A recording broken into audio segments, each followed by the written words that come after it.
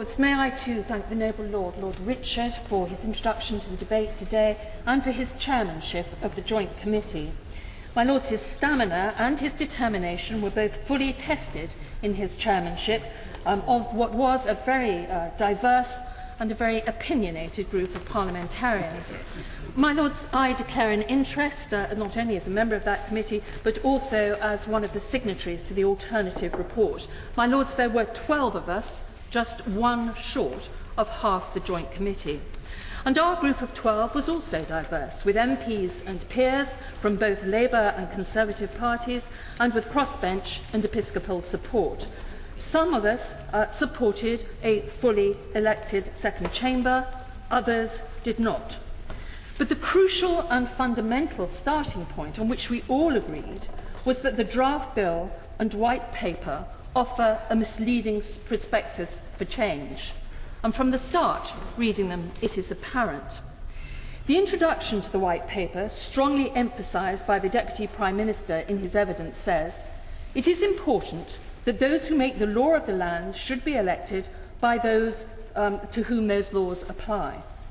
The House of Lords is, of course, part of the legislative process.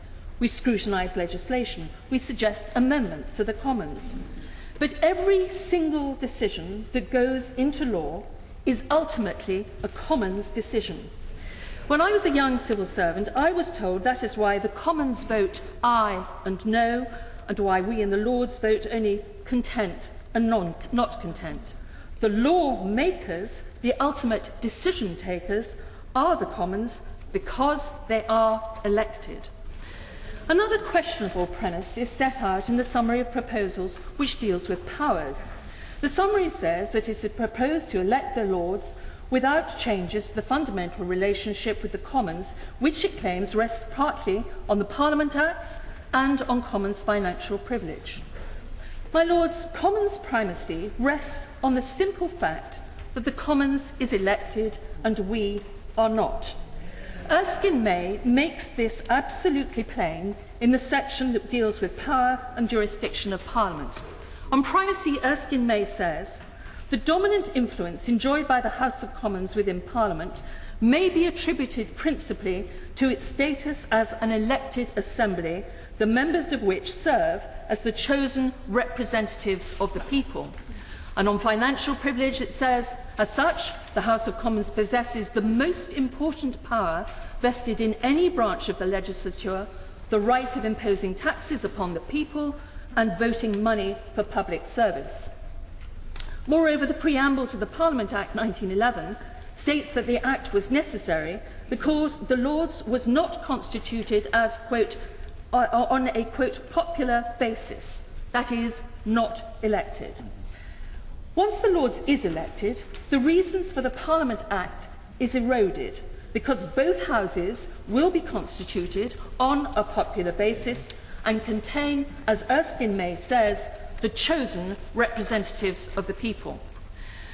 My Lords, despite these arguments, it is still possible to argue that as part of the legislative machinery, members of this House should indeed be elected. One can mount a logical and sustainable argument to support that. What is not logical or sustainable is to argue that Commons primacy and the current relationship between the two houses will be unchanged. The government was obviously aware of the problem and proposed Clause 2 of the draft bill. My Lords, we took a great deal of evidence on Clause 2. We had only 2 supporters who came to give us evidence for Clause 2, the Deputy Prime Minister, Mr Clegg, and the Minister responsible, Mr Harper. The entire Joint Committee agreed that Clause 2 is a nonsense, unworkable and misconceived. But many of us believe that there is more than that. There is indeed a fundamental flaw to the bill, and that is the unbridgeable gap between the government's proposals for electing the House of Lords and the continuation of Commons primacy. Of course, an elected House of Lords may well strengthen democracy. Members would be elected, they would have had campaigned, they would have canvassed, they would have got support, they would be elected on the basis of a mandate. They will represent their electors, and they will be expected to exercise a mandate on behalf of those electors.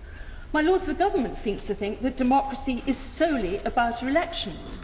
But in reality, democracy is about the elected acting on behalf of their electorate. Why should an elected peer subjugate the wishes of his or her electorate to that of an elected MP? What is the logic for continuing Commons primacy after the Lords is elected? My Lords, the government have one basic answer to that question: do as much as possible to distance the elected peer from his or her electorate. The supporters of the draft bill claim that if enacted, the bill would strengthen our democracy. The House would be more democratic, more legitimate. And yet, at every point, the draft bill and white paper seeks to distance the elected peer from their electors. They're quite open about this. The 15-year term is designed to ensure that the Commons mandate is always fresher. The non-renewable nature of the Lords' term and the block on an elected Lord as standing for the Commons has nothing to do with democracy and everything to do with protecting MPs from locally elected peers who may become just a bit too popular. The huge multi-constituencies of over 500,000 will ensure distance between the electors and the elected.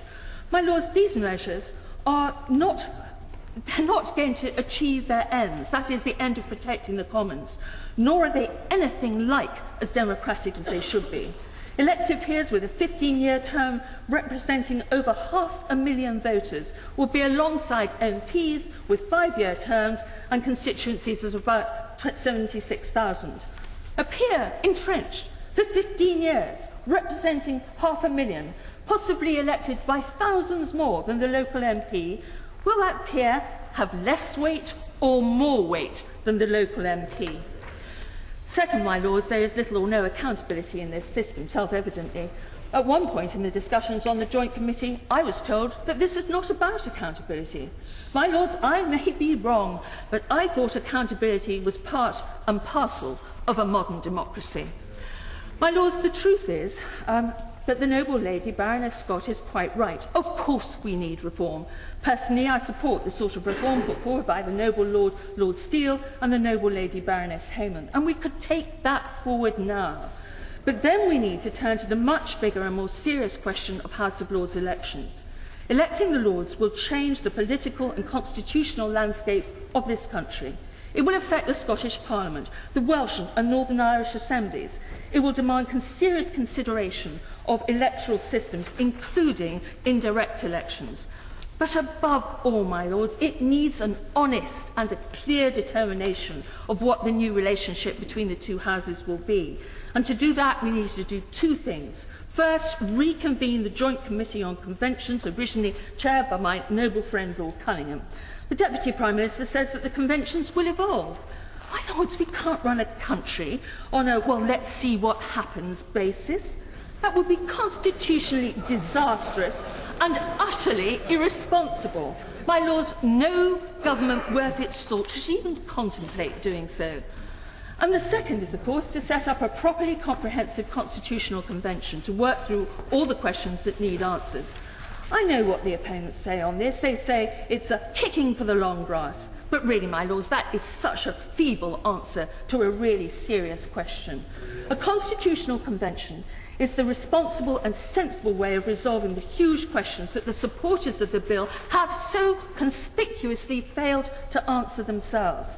We did it for Scotland, we did it for Wales and Northern Ireland. So why not for the United Kingdom as a whole?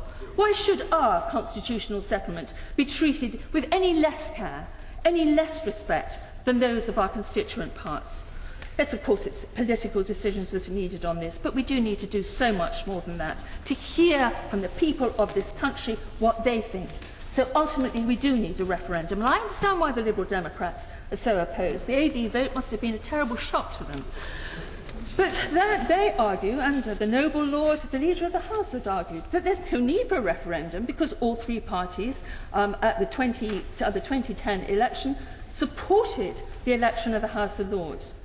I think the noble Lord does need to remember that no one actually won the 2010 election. In fact, like us, the Liberal Democrats lost seats. The only party that won seats was his party, which said that this was a third-term issue. So, my lords, real democracy means electing the lords with commensurate powers, as the main report says, a point left out by many who have spoken on this afternoon. Commensurate powers, that's what we agreed. The power of the individual to act on behalf of his or her electorate, to be a minister, to be a Secretary of State, my lords, even to be Prime Minister, to be part of a properly constituted democratic body. My lords, in a speech that he made in December last year, the Deputy Prime Minister accused this House of having only, and I quote, a veneer of expertise. My lords, I put it to your lordship that this bill will not do because it has only a veneer of democracy. Before the noble lady sits down, could she, in adding to her remarks about primacy, with which I entirely agree, is there not also a concern that such a system would rob us completely of the independent peers in this House? My lords, of course, the whole position of the independent peers is a very important one. It is addressed in the main report, and that is, of course, why so many people want to see the House being elected on a 2080 basis, which would address the point about the crossbench peers. What it does not address is independence within the parties, because, my lords, as we all know, the whip would be cracked a bit more effectively over all of us than it is at the moment, and that will rob us of a degree of our independence.